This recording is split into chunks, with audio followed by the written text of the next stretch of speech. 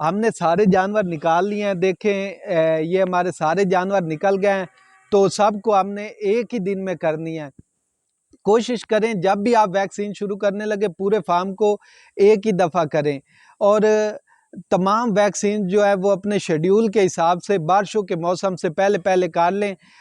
अस्सलाम वालेकुम। Dairy farm को प्रॉफिटेबल बनाने के लिए जहाँ पे दूसरे मामलात करने होते हैं वहाँ पे जानवरों की हेल्थ को बेहतर करना भी बहुत ज़रूरी होता है।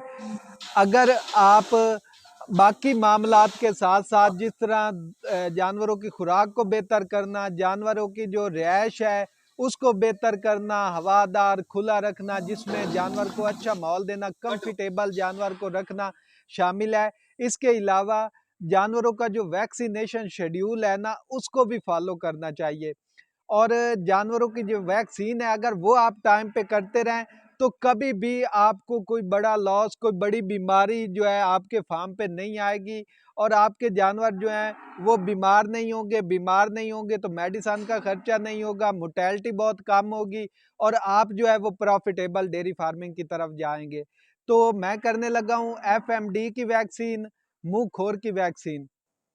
सबसे पहले आपको बता दूं वैक्सीन होती क्या है।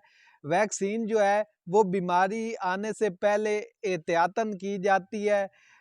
इस जो वैक्सीन होती है ना इसमें उसी बीमारी के जो जरासीम है वो नीम मुर्दा हालत में होते हैं, यानी कि वो बीमारी पैदा नहीं कर सकते, लेकिन जब वो बॉडी में जाते हैं हम इंजेक्ट करते हैं तो उनसे ये होता है कि जानवर की जो नेचुरल इम्यूनिटी सिस्टम है वो एक्टिव हो जाता है और उस जरासीम के अगेंस्ट कुव्वत मदाफ़ियत एक्टिव हो जाती है, सेल्स बन जाते हैं। और जब मौसम में वो बीमारी आती है, चाहे मुंह खोर की FMD जिसे कहते हैं या फिर गल घोटू की है HS जिसे कहते हैं, कोई भी बीमारी है, तो जब आपने पहले वैक्सीन की हुई होगी तो आपके जानवर बीमार नहीं होंगे।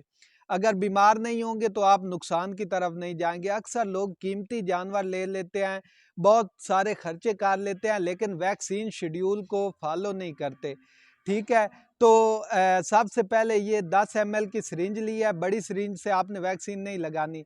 साथ ये जो है ना निडल मैंने लिया है जो कि सब कट निडल है। कोई भी वैक्सीन है, अक्सर वैक्सीन जो हैं वो सब कट लगती हैं, जिल्द में लगती हैं। बाकी जी वैक्सीन जो है अगर आपने मेडिकल स्टोर से लेकर आनी है या जहाँ से भी, उसको आपने बर्फ़ के अंदर रख के लाना है और फिर अगर आपने 1-2 दिन बाद करनी है तो भी आपने फ्रिज में रखनी है। ठीक हो गया। वैक्सीन की स्टोरेज अच्छी नहीं होगी तो फिर बीमारी आएगी। आप कहेंगे कि हमने तो वैक्सीन भी किया लेकिन फिर भी हमारे जानवर जो हैं वो बीमार हो रहे हैं।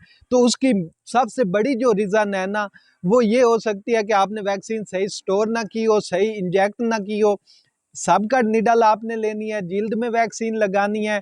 और ये जो FMD की वैक्सीन है ये आपने 2 ml लगानी है जानवर को।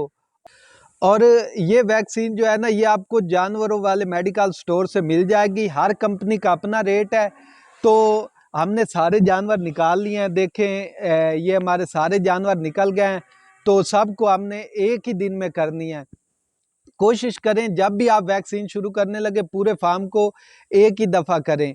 और तमाम वैक्सीन जो है वो अपने शेड्यूल के हिसाब से बारिशों के मौसम से पहले पहले कर लें, ताकि जब ये चिकड़ वगैरह और बारिश बनती है, मोस्टली बीमारियां यहाँ से फूटती हैं, तो इससे ये होता है कि आपका नुकसान होता है। अगली वीडियो तक मुझे इजाज़त दीजिए। अल्लाह हाफिज़।